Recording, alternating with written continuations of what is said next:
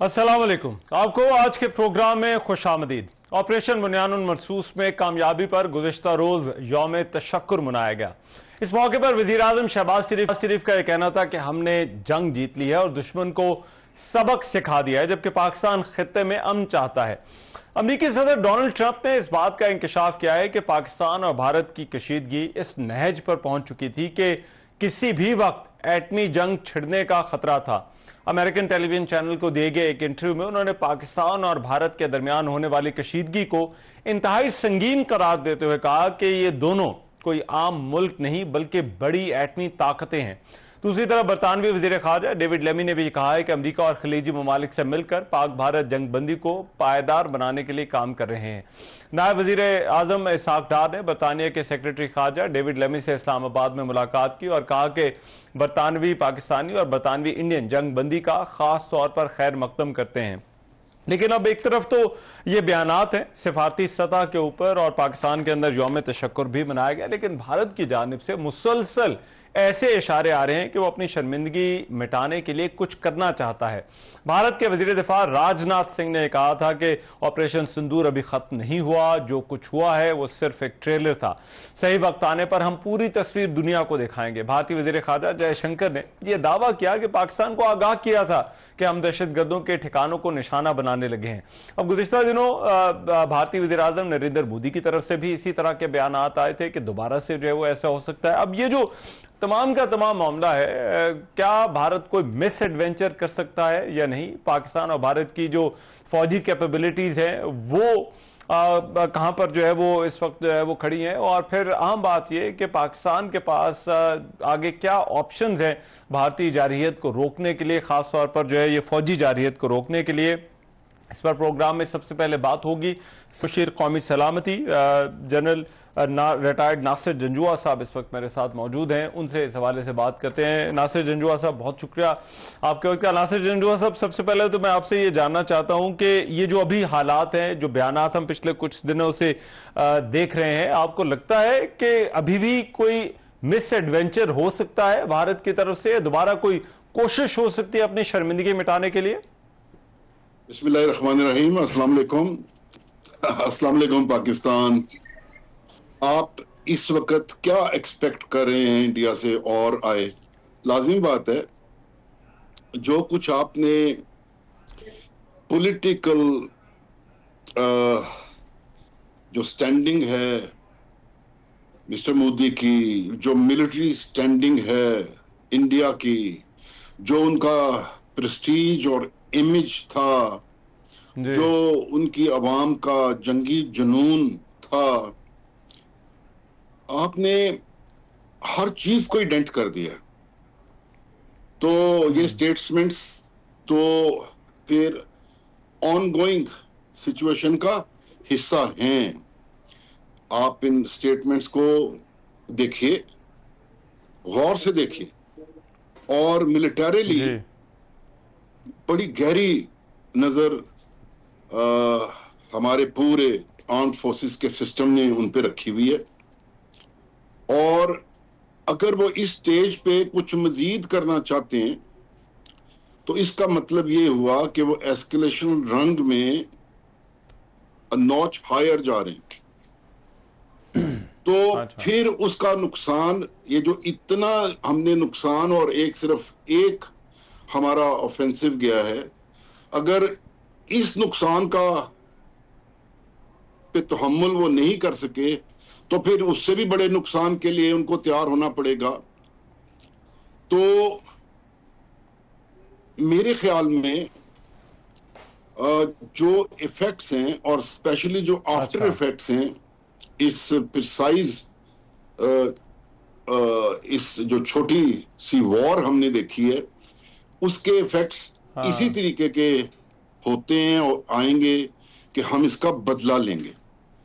तो हम भी मोदी साहब का जो जहन है, जो जिंगोइज्म है, जो the way he surrounded by so many like minded people with him, और फिर जो भारतीय अवाम का जो जुनून है वो सारों पे नजर है। तो लेट्स होप कि अच्छा अभी सीज फायर करने में जो उन्होंने मेच्योरिटी दिखाई है, जो उनको जी सीज फायर करने तक जिन बातों की समझ आई है, उम्मीद है कि वो कोई ऐसी मजीद इस चीज को प्रोलॉन्ग नहीं करेंगे। बल्कि अभी तो अच्छा वक्त आ गया है कि मैं समझता हूं कि दोनों साइड्स पे द प्रूडेंस मस्ट प्रिवेल। अभी हमें हम्म दोनों साइड्स को वो जो जंगी जुनूनियत की कैफियत तारी हो गई थी, आ, उसको उससे निकलना पड़ेगा, वरना जो है ठीक ये मजीद खराबी होगी। और जैसे जंग शुरू होने से पहले राइट भी हमने उनको बड़े जी बहुत अच्छे हाँ अंदाज में ये समझाने की कोशिश की थी कि इस रास्ते पे ना चलें, दोनों का नुकसान होगा। तो लेट्स होप हाँ कि वो अभी ठीक रिकंसाइल करेंगे और ये जो सिचुएशन है, बल्कि अपने आप को उससे रिट्रीव करेंगे। बिकॉज कुछ भी वो ज्यादा करेंगे तो अपनी ही कीमत जी पे करेंगे, उसकी हैवी प्राइस उन्हीं को पे करनी पड़ेगी, internationally, okay regionally and inside India. Right लेकिन जनरल साहब ये कुछ बयानात बड़े कंफ्यूजिंग हैं, ये जो मैसेजिंग हो रही है। एक तो जयशंकर ने कहा कि और उनके इस बयान पर भारत के अपने अंदर भी बड़ी तनकीद हो रही है। उन्होंने कहा कि हमने पाकिस्तान को पहले बता दिया था कि भाई हम मिसाइल जो है वो फायर करने वाले हैं और ये हम आपका और हमारा मामला नहीं है, हम तो दहशतगर्दों को जो है वो निशाना बना रहे हैं। क्या वाकई आपके ख्याल में ऐसा ऐसा मुमकिन है या ऐसा हुआ होगा? देखें, ये किस तरह की बात करते हैं, ये असल में नैरेटिव बना रहे हैं कि हम तो गए थे टेररिस्ट के पीछे, तो पाकिस्तान टेररिस्ट की मदद के लिए आया। देखिए, ये मोड़ क्या देना चाह रहे हैं, हमारे लोगों को ये समझना चाहिए। जी वो ये गिला कर रहे हैं उल्टा कि पाकिस्तान क्यों बीच में आ गया, हम तो टेररिस्ट के पीछे गए थे। इनको ये पता नहीं है कि यहाँ पे कोई टेररिस्ट नहीं थे, ये हमारे दिल पे वार करके गए हैं। और हम अगर हाँ अगर जो गलत बयानी कर रहे हैं कि हमने कह दिया था कि हम उन पे मिसाइल फायर कर रहे हैं, तो जी क्या मेरा मतलब है हम कॉम्प्रोमाइजिंग हमें एक अपना एडवर्सरी समझ रहे थे? कैसे ये उनके ज़हन में खाम ख्याली कहां से आई? पॉलिटिकली आई, मिलिटरीली आई, ख्वाब आई, कैसे हुआ? Pakistan can never ever compromise on such a thing कि हमें कोई बताए कि हम अभी मिसाइल फायर करने लगे हैं और आपके मासूम बच्चों को, माओ बहनों को मारने लगे हैं, तो आप, जो ये बड़ी मेच्योरिटी है, तो आप जरा इसमें रिस्ट्रेन एक्सरसाइज करें। What the hell, this is not possible. तो वो बयानियां अपना बना रहे हैं, नैरेटिव ठीक है बना रहे हैं, दुनिया को बता रहे हैं। हाँ तो इसका भी उनको ना, they have to sit on their own vomit. बहुत अच्छा इस वक्त जो है ना वो हिजान में है, झुंझलाहट में है, तो इस तरह की हरकतें जो है ना वो उनसे सरजद हो रही हैं। ठीक है, लेकिन भारत ये कह रहा है जनरल साहब कि ये दो तरफा मामला है, वो अभी भी इसको बायलैटरल इशू बनाना चाह रहा है। लेकिन अब उन्होंने सीज फायर तो किया है। आपके ख्याल में क्या कोई भारत और पाकिस्तान की बातचीत होती हुई आपको नजर आ रही है, या फिर अगर कोई जो न्यूट्रल वेन्यू की बात हुई थी वहां पर जो है वो कोई बातचीत हो सकेगी पाकिस्तान और भारत की? आपको इसका इम्कान किस हद तक नजर आ रहा है? उन्होंने शिमला एग्रीमेंट में 71 के बाद बड़ा फायदा उठाया, सीज फायर को लाइन ऑफ कंट्रोल में कन्वर्ट किया, इतना बड़ा जो एक इशू था उसको बॉटल अप किया और कहा कि हम बायलैटरली करेंगे। तो bilaterally how have they ever responded us? मैं एक दो प्रोग्राम में कह रहा हूं कि हमें भारत से बायलैटरली कुछ नहीं मिला और ना ही आगे मिलेगा। अगर वो पहलगाम की इन्वेस्टिगेशन जो हमने जिसकी सजेशन दी थी, अगर वो हमारे साथ मिलके कर लेते तो बायलैटरल ही था ना। हम तो एस्केलेशन रंग में ऊपर नहीं जा रहे थे। फिर जो इंडस वाटर ट्रीटी को इन्होंने हेल्ड इन अबेंस किया, क्या वो बायलैटरल था? ये पूरी दुनिया जब देखेगी कि 24 करोड़ लोगों का पानी रुका हुआ है, तो क्या ये बायलैटरल इशू होगा? फिर आके हम पे अटैक करें तो फिर ये क्या बायलैटरल इशू रह सकता है? तो अब जरा देखिए, हर चीज इन्होंने खुद इनिशिएट की है। वो जी इनिशिएट खुद की, सीज फायर की बात यूएस से आई, हमने तो कोई इनिशिएट नहीं किया। और अभी ये दोबारा बायलैटरलिज्म पे अगर वापस आना चाहते हैं, तो मैं एक दो प्रोग्राम में ये बात वाज़े तौर पे कह चुका हूं कि बायलैटरली हमें कुछ नहीं मिलना, बायलैटरली हमारी प्लेग्राउंड नहीं है। मैंने ये कहने की कोशिश की थी कि mister Trump, president of US, उन्होंने खुद कहा है कि मैं कश्मीर का मसला हल करवाऊंगा। तो हमें क्या जरूरत है कि कश्मीर पे पर्टिकुलरली हम बायलैटरली एंगेज करें इनसे? इनका मूड लग रहा है? और ये जो नैरेटिव बना रहे हैं कि आज जब आपके साथ टेबल पे बैठेंगे तो ये क्या बात करेंगे हमसे? ये तो इस तरह जाहिर करेंगे हम कि जैसे यूएस के पास भागे भागे हम गए थे। तो बायलैटरली कश्मीर पे हमें कुछ नहीं मिलना। तो जिसने कहा है कि मैं मसला हल करवाऊंगा, I am repeating it again कि this is not our playground, this bilateral. हमें हमारा डिप्लोमेसी का as a nation, as Pakistan, हमारा playground is with mister Trump. We should reach out to him और उनके पास हम पहुंच जाएं, of course by a way of procedure, foreign minister, secretary of state, and then prime minister, and then Mr. President of US, Mr. Trump, and we should ask him कि आपने ये कहा है तो आप प्लीज इसको हल करवाइए, क्योंकि हमारे खित्ते में वैसे सुकून नहीं हो सकता। ये जो जिंगोइज्म है इंडिया का, जिसको आप काउंटरवेट टू चाइना भी इस्तेमाल करें, ये इसकी ताकत जब ज़हन में आती है तो ये आउट ऑफ सिंक हो जाती है। ये इंसानियत के हवाले से फिर नहीं सोचते। तो आप पे हम ज्यादा जोर नहीं डालते। आप सिंपल यूएन को कह दें, वहां पे ओल्डेस्ट रेजोल्यूशन है हमारी कश्मीर की पड़ी हुई, कि यूएन जो है अपनी रेजोल्यूशन के हिसाब से इसको रिजॉल्व करा दे। इसमें अगर मिस्टर ट्रंप ने प्रॉमिस ना डिलीवर किया और बैक ऑफ किया तो दुनिया देखेगी ना कि वी हैव बीन बिट्रेड। तो इसकी भी एक कीमत होगी ना। दैट मीन्स वी विल स्वे मोर टुवर्ड्स चाइना। अगर वो अब इंडिया को कहेंगे तो इंडिया नहीं मानेगा, तो इंडिया भी तो एक्सपोज होगा ना एज अ स्ट्रेटेजिक पार्टनर कि वो तो बात ही नहीं इनकी मान रहे। राइट। तो both of them have to pay the price for not resolving Kashmir. तो मैं ये कहना चाहूंगा, राइट, बिल्कुल ठीक, मिस्टर ट्रंप का इन्फ्लुएंस इस्तेमाल किया जाए और यूएन में इस चीज को उजागर किया जाए, बिकॉज अभी अब ये नॉर्मल चीज नहीं रही। India has been unable to respond us bilaterally. India has yielded us nothing. बिल्कुल ठीक। कश्मीर में उनके जालिम जो जुल्म और बर्बरियत जो है वो जारी है।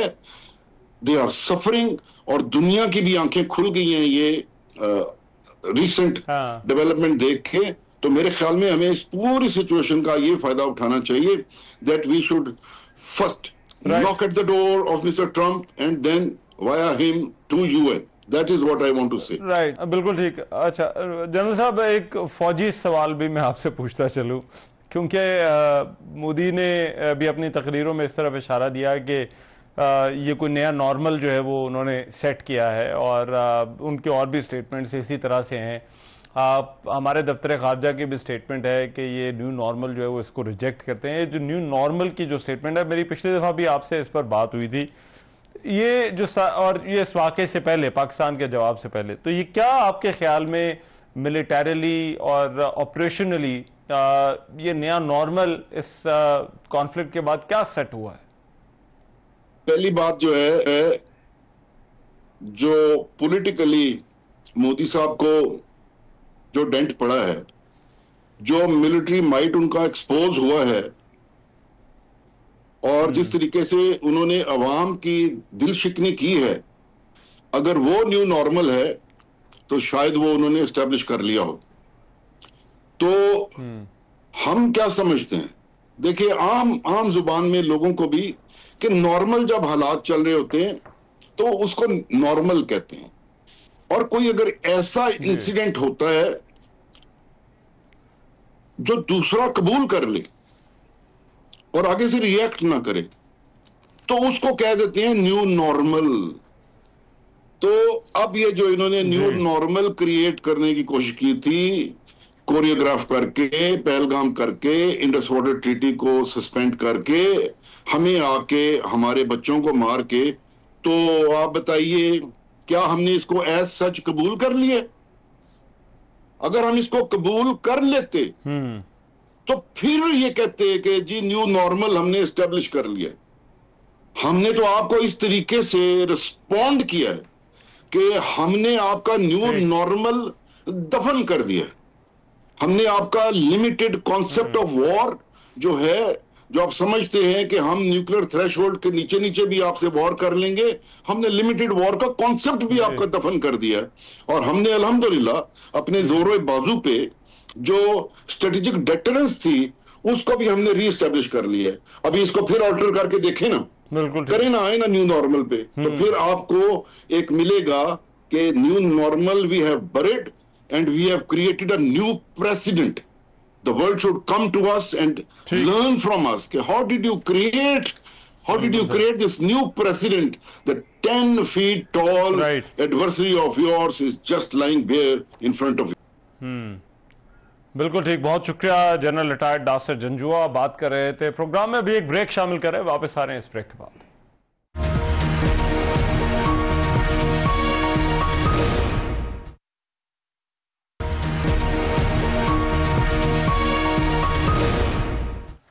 Welcome back after the break. आलमी खबरसां इदारे रॉयटर्स की एक रिपोर्ट के मुताबिक पाकिस्तान का पानी रोकने के लिए भारत ने दरिया चिनाब पर नहर की तोसी समेत नए आबी मंसूबों पर गौर शुरू कर दिया है। 22 अप्रैल के हमले के बाद भारतीय वजीर आजम नरेंद्र मोदी ने हुक्काम को दरिया चिनाब, झेलम और इन पर जो है इन दरियाओं पर प्रोजेक्ट्स की मंसूबाबंदी और अमल दरामद तेज करने की हिदायत की है।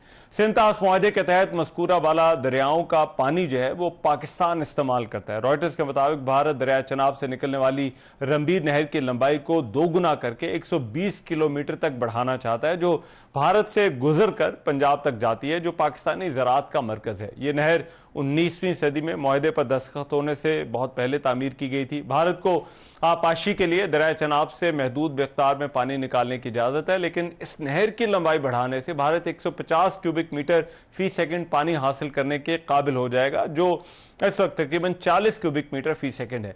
सिंतास मुआहदे के तहत दिल्ली को दरिया सतलुज, ब्यास और रावी के पानी को अपनी मर्जी के मुताबिक इस्तेमाल करने की आज़ादी है। भारतीय वजारत खारजा के तर्जुमान रणधीर जसवाल के उन्होंने गुज़िश्ता दिनों सहाफ़ियों को बताया था कि भारत सिंतास मुआहदे को उस वक्त तक मुअत्तल रखेगा जब तक पाकिस्तान जो है वो मोतबर और नाकाबिल तनसीख तौर पर दहशत गर्दी की हमायत को जो है वो तर्क नहीं कर देता। रॉयटर्स की जानिब से देखी गई दस्तावेजात जो है इस मामले से वाकिफ जो है वो कुछ अफराद के इंटरव्यूज के मुताबिक नहर अमीर को वुसअत देने के मंसूबों के साथ साथ भारत उन मंसूबों पर भी गौर कर रहा है जिनसे मुमकिना तौर पर पाकिस्तान के लिए मुख्तस करदा दरियाओं से पाकिस्तान में जो पानी का बहाव है इन दरियाओं में ये कम हो जाएगा।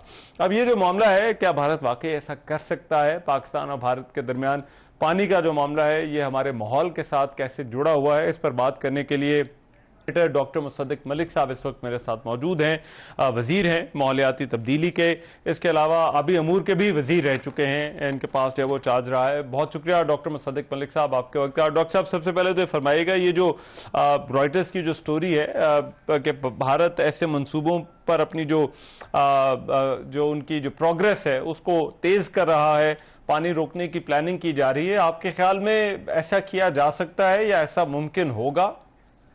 देखिए, बात यह है कि पाकिस्तान के 50% अवाम, यानी अगर आप मान लें कि हम 24 करोड़ लोग हैं, तो तकरीबन 12 करोड़ अवाम, यानी अवाम का मतलब हर शख्स नहीं, क्योंकि उसमें बच्चे भी हैं, बूढ़े भी हैं, मगर 12 करोड़ लोग, 50% हमारे लोग, उनका जरिया मुआश जो है वो मुंसलिक है एग्रीकल्चर से, ज़राअत से। और ये ज़राअत जो है, हमारा जो पानी बहता है उसके ऊपर हम ये ज़राअत करते हैं। हमारे मुल्क की जो जीडीपी है, मईशत है, उसका भी को 25% से ज्यादा, जो 25 से 30% दरमियान जो है वो मईशत से उसका ताल्लुक है। तो ये भी आपको मालूम पड़ गया। अब 24 करोड़ लोग हैं, अगर ये उनका रोजगार छिन जाए और काश्तकारी पाकिस्तान में ना हो, तो पाकिस्तान में कहत पड़ने शुरू हो जाएंगे, पाकिस्तान में फूड सिक्योरिटी के अवामिल आ जाएंगे सामने। अब ये भी बात आपके सामने तय है। अब किसी मुल्क को अगर ये थ्रेट किया जाए कि हम 50% आपकी आबादी का रोजगार छीन लेंगे, हम 25% आपकी जो मईशत है उसको तबाह बर्बाद कर देंगे, और हम आपके मुल्क में कहत फैला देंगे, या आपके मुल्क की जो फूड सिक्योरिटी है उसको खत्म कर देंगे, तो कोई भी मुल्क क्या करेगा? जो उसको करना चाहिए, उस मुल्क को जिसकी मईशत तबाह की जा रही है, बेरोजगारी पैदा की जा रही है, कहत नाफिज करने के इंतजामात या गीदड़ भपकियां दी जा रही हैं, क्योंकि ये ऑपरेशनली नहीं हो पाएगा, उस बात को घड़ी भर को छोड़ दें। मगर कोई भी जी होश मुल्क जो है या गैरतमंद मुल्क जो है, अगर उसको ये कहा जाए, तो जो वो करेगा वही हम करेंगे जी, इसके जवाब में। ठीक है, लेकिन डॉक्टर साहब इसमें अब उन्होंने तो जारहियत इस तरह की भी की कि नीलम जहलम जैसे प्रोजेक्ट को उन्होंने निशाना बनाने की कोशिश की, उस पर मिसाइल दागे। तो पाकिस्तान के पास ऑप्शन जो हैं वो क्या लीगल और ये डिप्लोमेटिक ऑप्शन ही हैं, या इसके अलावा कोई और ऑप्शन भी है? पहली बात तो यह है कि जो जिन गीदड़ भपकियों से हमें डराने की कोशिश की है कि जो हमारा उनके साथ मुआहिदा है उसमें इस यूनिलैटरल मुअत्तली की कोई गुंजाइश ही नहीं है। वो हमें कह रहे हैं कि हमने मुअत्तल कर दी ट्रीटी मुअत्तल करने की कोई गुंजाइश नहीं है। इससे से लीगली तो हम उनकी मुअत्तली या जो भी वो लफ्ज है उसको रिकग्नाइज ही नहीं करते, कर ही नहीं सकते, क्योंकि ट्रीटी में प्रोविजन ही नहीं। अगर किसी बात पे झगड़ा पड़ जाए या किसी बात पे इत्तफाक राय ना हो पाए, तो ट्रीटी में गुंजाइश है दो मुख्तलिफ तरीकाकार के जरिए उसको तय करने की। एक एक्सपर्ट है, टेक्निकल एक्सपर्ट है, और दूसरा इंटरनेशनल आर्बिट्रेशन कोर्ट है। दोनों मुल्कों ने इसे इस्तेमाल किया है, और कभी हमारे हक में फैसला हुआ, कभी उनके हक में फैसला हुआ। इसका मतलब यह है कि वो तरीकाकार जो ट्रीटी में लिखा गया है कि अगर किसी बात पे इत्तफाक राय ना हो पाए दोनों कमिश्नर्स के दरमियान, तो वो तरीकाकार इस्तेमाल भी किया गया है और उसके जरिए इश्यूज रिजॉल्व भी किए गए हैं। तो एक तो रिकग्नाइज ही नहीं की जा सकती ये मुअत्तली, दूसरी मौजूद भी है और फाल भी है। तो इस वजह से अगर भारत यूनिलैटरलिज्म कोई करता है तो पहले तो बैनुल अक़वामी तमाम कवानीन की वो खिलाफ वर्जी करता है। तो अगर इस ट्रीटी की कोई वैल्यू नहीं, तो भाई फिर दुनिया की किसी भी ट्रीटी की कोई वैल्यू नहीं। इसका मतलब है कि जंग बंदी का मुआहदे, तो दूसरी जंग अजीम या पहली जंग अजीम या उसके बाद होने वाली बेशुमार जंगें जो हुई हैं या एटमी मुआहदे जो हुए हैं, किसी भी चीज की कोई वैल्यू नहीं। तो जब किसी कागज की कोई वैल्यू ही नहीं है, तो फिर तो ये डॉग ईट डॉग वर्ल्ड है, ये तो वाइल्ड वेस्ट खुल गया और पूरी दुनिया को फिर पता होना चाहिए। डॉक्टर साहब, इसका असर हमारा जो है माहौल और यहाँ पर जो लोगों की लाइवलीहुड है इस पानी के साथ जुड़ी हुई, उस पर भी तो पड़ा है। आपके ख्याल में बतौर एनवायरमेंट मिनिस्टर आप कितने कंसर्न हैं कि अगर ऐसी कोई कोशिश की जाती है तो उसका यहाँ माहौल पे, यहाँ जो कुछ हो रहा है या मौसमियाती तब्दीली पे, उस पर किस तरह से फर्क पड़ सकता है, किस तरह से असर पड़ सकता है? देखिए, बात यह है कि आपको, हम सबको, पूरे खित्ते को, पूरी दुनिया को इस बात का फैसला करना पड़ेगा कि पानी क्या चीज है। पानी क्या ओरिजिन है, यानी वो जगह जहां से पानी निकलता हो। पानी क्या दरिया है, यानी वो जगह जहां से बहता हो। पानी क्या बेसन है, यानी वो जगह जो दरिया के इर्द गिर्द हो।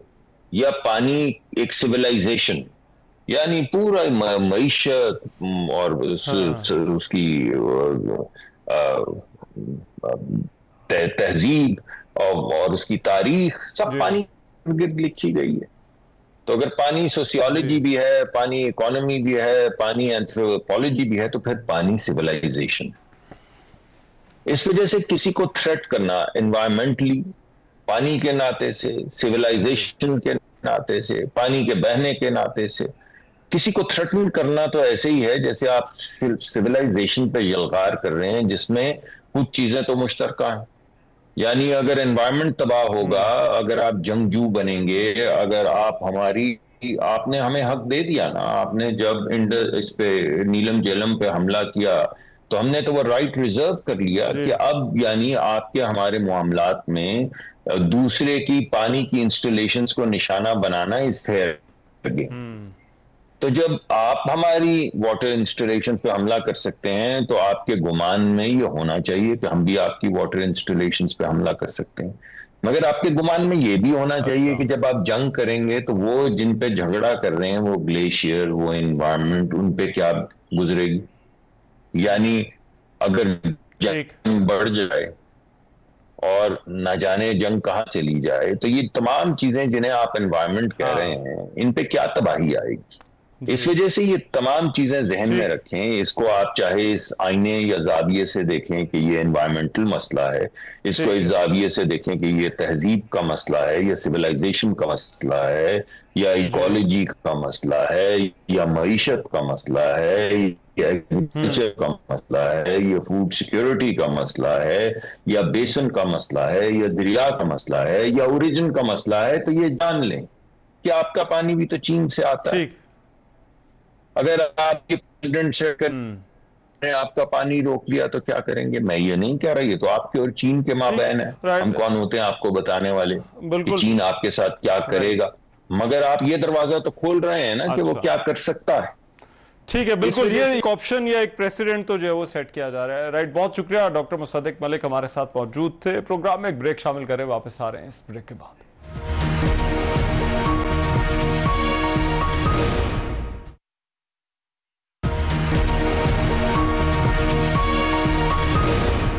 Welcome back. आलमी जरीदों की जानिब से भारत के बयानिए को मुस्तरद किए जाने का सिलसिला जारी है। अब डेनमार्क के एक मारूफ अखबार ने लिखा है कि जंग के दौरान भारतीय मीडिया ने बड़े बड़े दावे किए थे, लेकिन वो सब झूठ निकले। हत्ता कि अपना झूठ सच साबित करने के लिए भारतीय मीडिया ने पुरानी तस्वीरें और गजा की फुटेज तक दिखाई। भारतीय मीडिया पाकिस्तान पर ख्याली फतवाहत के बारे में बड़ी बेशर्मी से झूठ बोल रहा था। डेनमार्क के अखबार पॉलिटिकन के कॉलम निगार, ऑक्सफोर्ड यूनिवर्सिटी में सीनियर रिसर्चर रास्मस क्लाइस ने लिखा है कि भारतीय मीडिया की कवरेज न सिर्फ गलत और गुमराहकुन रही, बल्कि इंतहाई कशीदा हालात में नाकाबिले यकीन हद तक खतरनाक और तौहीन आमेज थी। उनका यह कहना था कि भारतीय हुकूमत ने इन झूठी खबरों से निपटने का हल यह निकाला कि मुल्क भर में गैर मुल्की खबरसां वेबसाइट्स को जो है वो ब्लॉक कर दिया और उन भारतीय ऑनलाइन मीडिया चैनल्स को भी ब्लॉक किया गया जो जंग की आजादाना कवरेज कर रहे थे। भारतीय हुकाम की जानिब से फेक न्यूज के खिलाफ जंग को बुनियाद बनाकर आजाद मीडिया को खामोश कराने की कोशिश भी की गई। अब यहां पर आईएमएस से ये जो सारी सूरत हाल है, जिस तरह से पाकिस्तान के बारे में बाहर के अखबारात में बातें हो रही हैं, इसमें जो पाकिस्तान की जो एम्बेसीज हैं उनका बड़ा इंपॉर्टेंट रोल है, जो लोग वहां पर काम करें, क्योंकि ना सिर्फ मीडिया बल्कि वो लोग भी इस सारी सूरत हाल से आगाह करते रहे हैं जो लोग इस मामले पर पाकिस्तान भारत के ताल्लुकात पर नजर रखते हैं। दूसरी तरफ इसी तरह से अमेरिकी अखबार न्यूयॉर्क टाइम्स ने भी ऑपरेशन बुनियानुन मरसूस को पाकिस्तानी मुसल्लह अफवाज की जो है वो एक कामयाबी करार दिया और लिखा है कि भारत की जो जारहियत है उसके जवाब के बाद जनरल आसिम मुनीर जो है वो कौमी निजात दहिंदा के तौर पर उभरे हैं। न्यूयॉर्क टाइम्स ने यह भी कहा है कि पाकिस्तान तवील अरसे से सियासी, इक्तसादी और सलामती के बहरानों में घिरा हुआ था, लेकिन ये जो भारत और पाकिस्तान के दरमियान जो कुछ हुआ इसने सब कुछ बदल कर रख दिया है और जो भारत के साथ झड़प में कामयाबी से पाकिस्तानी मुसल्लह अफवाज के वकार में भी मजीद इजाफा हुआ है।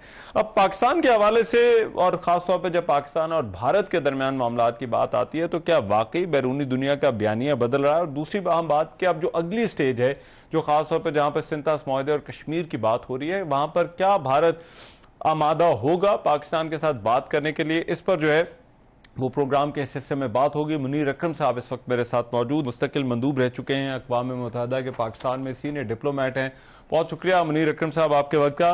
मुनीर अकरम साहब, सबसे पहले तो मैं आपसे ये जानना चाहता हूँ, ये जो कवरेज आप देख रहे हैं और एक बयानिया बदला हुआ हमें नजर आ रहा है, क्या वाकई बैरूनी दुनिया का लेंस पाकिस्तान और भारत के दरमियान जो मामलात हैं उनको देखने का वो आपके ख्याल में अगर बदला है तो उसमें बदलाव क्यों है?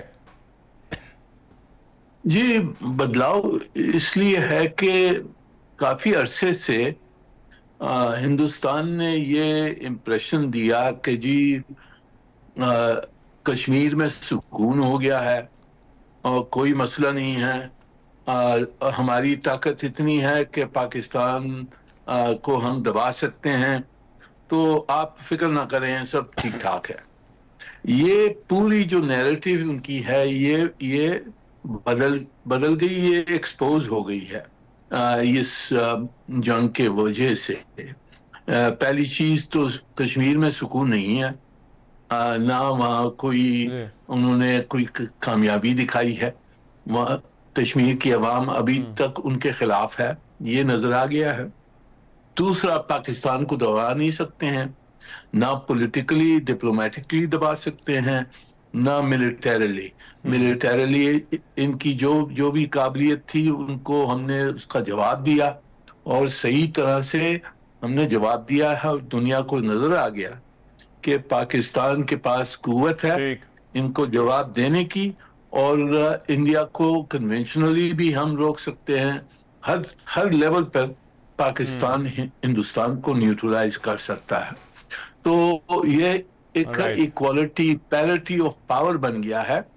उसकी वजह से दुनिया को समझ आई कि अब ये मसले हल करने होंगे, ना तो अगर इस किस्म की झड़प फिर होती है तो ये अनकंट्रोल्ड हो सकती है, और दोनों न्यूक्लियर ताकतें हैं, इस वजह से इनको ये मसले जो हैं दरमियान में हिंदुस्तान और पाकिस्तान के, इन मसलों को हल करना चाहिए।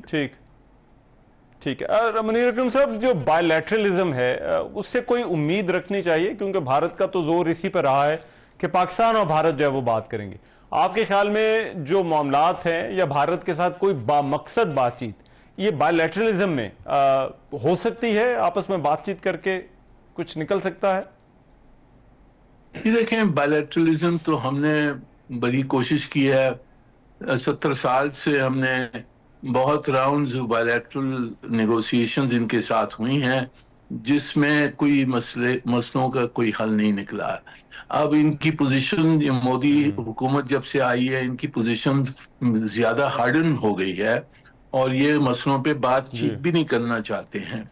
तो मेरे नजर में ये मौका अच्छा है कि प्रेसिडेंट ट्रंप और दूसरे मुल्कों ने जो अपनी मीडिएशन ऑफर की है, यूएन सेक्रेटरी जनरल ने, हमारे जो गल्फ में दोस्त हैं उन्होंने सब ने कहा कि जी हम मीडिएट करने के लिए तैयार हैं, हम फैसिलिटेट करने के लिए तैयार हैं। तो हमने इसको एक्सेप्ट करना चाहिए और उन्हें दबाना, उनको ये कहना चाहिए कि जी आपने जैसा कहा था हमें कि मीडिएशन करने के लिए आप तैयार हैं, तो आप करवाइए, आप मज़ाकरात करवाइए, कहाँ न्यूट्रल जगह में लगा दें, जहां भी आप चाहते हैं मज़ाकरात जरूर करवाइए। कश्मीर के मसले को हल करना है, इंडस वाटर ट्रीटी की इम्प्लीमेंटेशन करनी है। तो ये जो जितने भी मसले हैं हमारे, ये इनके ऊपर जो, जिसे अमेरिकनों ने कहा कि फ्रिक्शन पॉइंट्स को हम एड्रेस करेंगे, तो उनसे अब हमारी दरख्वास्त यही होगी, आप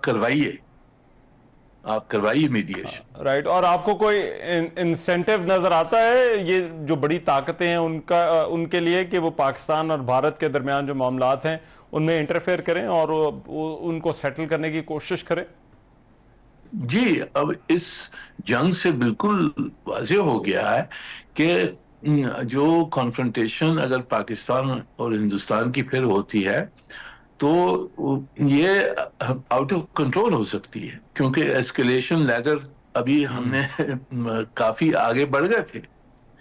तो इसके आगे अगर कुछ होता है तो दोनों ताकतें न्यूक्लियर ताकतें हैं, तो उसका इम्कान तो पूरी दुनिया पे होगा ना।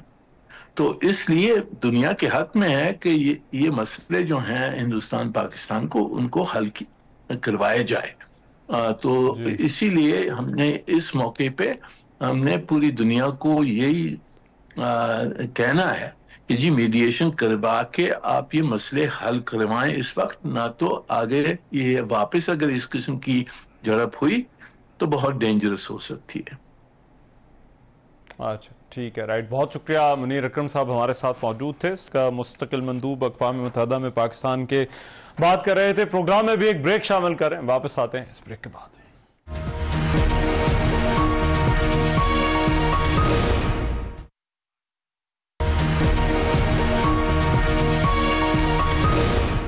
Welcome back after the break. कुछ गजा के हवाले से आपको अपडेट देते चले। अमरीकी सदर डोनाल्ड ट्रंप का मशरिक़ वस्ता का दौरा इख्तिताम को पहुंच गया, लेकिन इसी दौरान गजा में इसराइली बमबारी में भी शिद्दत आ गई है। हफ्ते के रोज होने वाले इसराइली हमलों में 150 फलस्तीनी शहीद और 450 जख्मी हो गए। हमास ने इन हमलों को मुकम्मल जेनोसाइड करार देते हुए अरब लीग से हमले रुकवाने के लिए कोशिशों का मुतालबा किया है। इन हमलों के साथ साथ 2 महीनों से जायद अरसे से गजा की नाकाबंदी भी जारी है। गजा में इमदादी सामान की तरसील पर पाबंदी की वजह से इलाके में खुराक, अद्वियात और दीगर बुनियादी ज़रूरियात की अशिया की शदीद किल्लत पैदा हो गई है। अक़वाम मुत्तहिदा की रिपोर्ट के मुताबिक 5 में से 1 फलस्तीनी शदीद कहत का शिकार है। आलमी इदारा सेहत के मुताबिक गुज़िश्ता 2 महीनों में 57 बच्चे खुराक की कमी की वजह से जाँ भाग हुए हैं। अब दूसरी तरफ एक और तशवीशनाक खबर यह भी है कि फ़लस्तीनियों की जबरी और मुस्तकिल बेदखली के इम्कान के बारे में कुछ मीडिया रिपोर्ट सामने आ रही हैं। अमरीकी मीडिया के मुताबिक अमरीकी इंतजामिया गजा से 10 लाख फ़लस्तीनियों को लीबिया मुंतकिल करने पर गौर कर रही है। NBC ने ज़राए के हवाले से यह बताया है कि फ़लस्तीनी पनाहगज़ीनों की आबादकारी के बदले में अमरीकी इंतजामिया लीबिया को अरबों डॉलर के फंड्स जारी करेगी, जो कि अमरीका ने 10 साल से ज़ायद पहले जो है वो अरसे तक जो है वो मुंजमद रखे थे। रिपोर्ट में यह कहा गया है कि ताहम अभी तक किसी हतमी मुआहदे पर नहीं पहुंचा जा सका। अगरचे बाद अमरीकी महकमा खारजा के एक तर्जुमान ने इन खबरों की तरदीद की है, ताहम इस खबर ने गजा और बैन अल-अक़वामी बरादरी में एक तशवीश की एक नई लहर पैदा कर दी और सऊदी अरब ने भी ऐसे किसी इक़दाम को मुस्तरद कर दिया है। आज के प्रोग्राम से इतना ही। मेज़बान रहमान से कोई दीजिए अल्लाह ने के बाद।